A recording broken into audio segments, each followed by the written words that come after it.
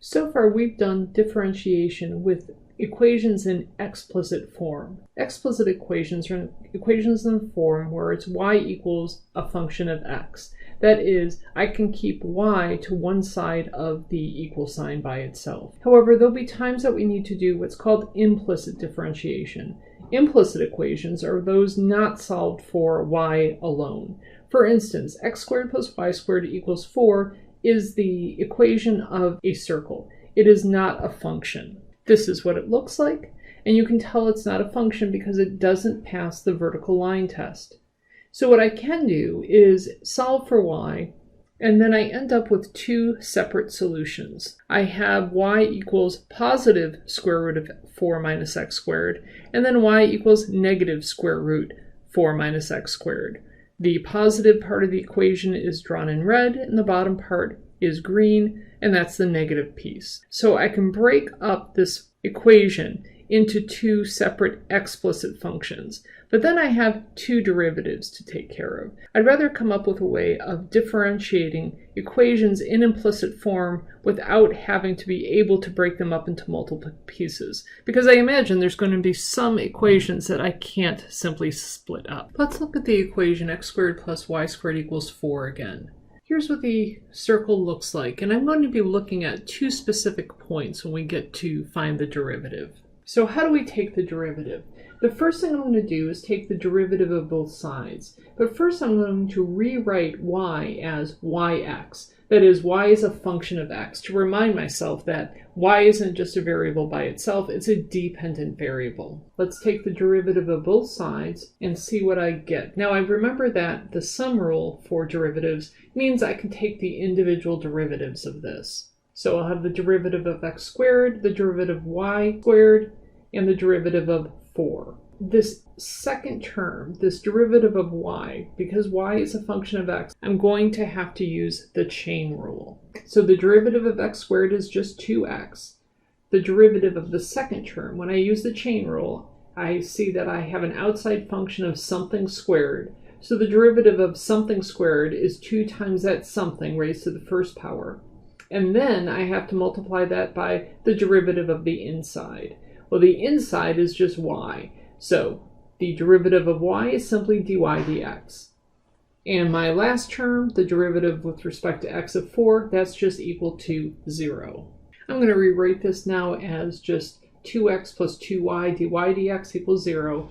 And now I'm going to use algebra to just solve for the dy dx, because that's what I'm looking for. First I subtract 2x from both sides, then I divide both sides by 2y, and I simplify to get the derivative with respect to x of y is negative x over y.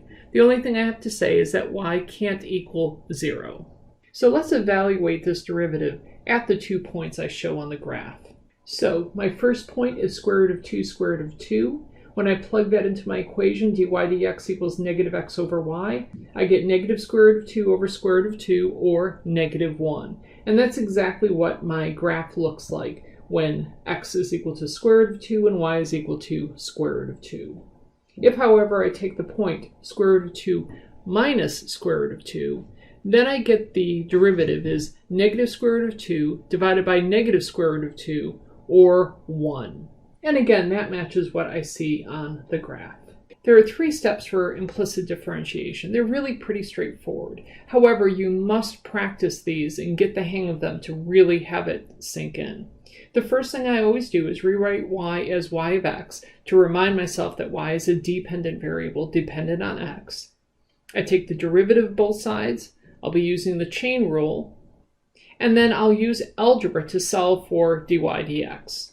Let's look at another example. Let's find y prime if sine xy equals x squared plus y.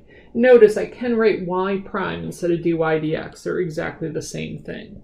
My first step, to rewrite y as y sub x, and I have that in 2 places. Notice this equation I would not have been able to solve for y explicitly.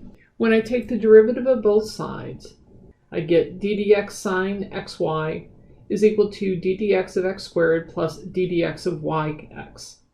So the first thing I'm going to do is take care of the right-hand side, to be honest, because that's pretty straightforward. The derivative of x squared with respect to x is simply 2x, and the derivative of y is just y prime. And remember, dy dx is equal to y prime. The left-hand side, however, I'm going to need to use the chain rule because I have a sign and then something inside the sign that's not just a variable. That is, I have a function within a function. So the first thing I do with my chain rule is figure out what the outside function is. And in this case, it's sine of something. So the derivative of sine of something is cosine of that something. And then by the chain rule, I've got to take the derivative of that something. So I get cosine xy times d dx of xy. And then that equals 2x plus y prime on the right-hand side. Using the product rule now to find the derivative of x times y, I get the derivative of x, which is 1, times yx, plus x times the derivative of y, which is y prime. What I have to do now is solve for y prime. The first thing I do is distribute that cosine to my yx and my xy prime, and then I move all my y primes to one side of the equal sign and all the terms without y prime on the right-hand side. And I get it down to this. Finally, I will divide both sides by x cosine xy minus 1, and this is my final answer for my derivative of y. We can solve the same kinds of questions we had been asked before. For instance, if I give you that a curve is given by x squared plus xy minus y cubed, and that equals 7, and I want you to find the line tangent to the curve at the point 3, 2, what we'll do is just what we've done before, take the derivative and find what dy dx is. Then we'll plug in that point 3, 2, find the particular slope, and then find the equation of the line at that point. So let's go ahead and take the derivative of both sides. And because of the sum rule, I can take the individual derivatives. So this is equal to 2x plus, and in this case I'm going to have to use the product rule. And that tells me that I'll have the derivative of x with respect to x, which is 1, times y, plus x times the derivative of y, which is y prime. I'm going to subtract the derivative of y cubed. And one of the reasons I really like writing y as y of x is I don't forget that I need to use the chain rule in this case, because y is a function of x. So the outside function is u to the third power, so that's 3 times whatever I'm taking the derivative of squared, and that's going to be y in the middle there. The derivative of what I'm raising to the third power is y prime, and then the right-hand side is just 0. Once I take the derivatives, I tend to revert back to just the y instead of the yx. And I was a little sloppy in my first line, not writing y as yx in my second term. All right, so from here it's just going to be straight algebra. I'll take all the y prime terms on one side of the equation and all the terms without y prime on the other side, factor out the y prime, and finally divide both sides by x minus 3y squared. Okay, so that's my derivative. However, what this question is asking for is the tangent line at the point 3, 2. So the first thing I'm going to do is find my slope at 3, 2. And I'm going to explicitly say x is equal to 3, y is equal to 2. So that is equal to negative 2 times 3 minus 2 divided by 3 minus 3 times 2 to the second power. I think that works out to be negative 8 divided by negative 9, or simply 8/9. That's my slope. To find the equation of the line, I'm going to use the slope point form of the linear equation. And then I'll finally get the answer, y equals 8/9 x minus 2/3. Anytime I did this on homework, I would verify this by a graph. Again, Desmos is my favorite graphing tool. I've graphed my equation, I've graphed the point, and now I'm going to include the line that I just came up with.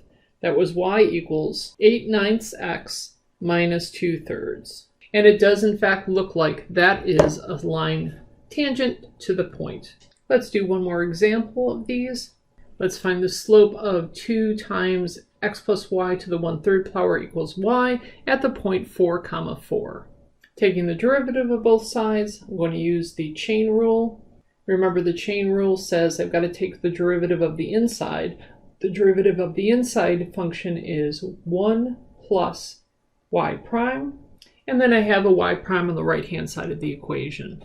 All right, from here, algebra.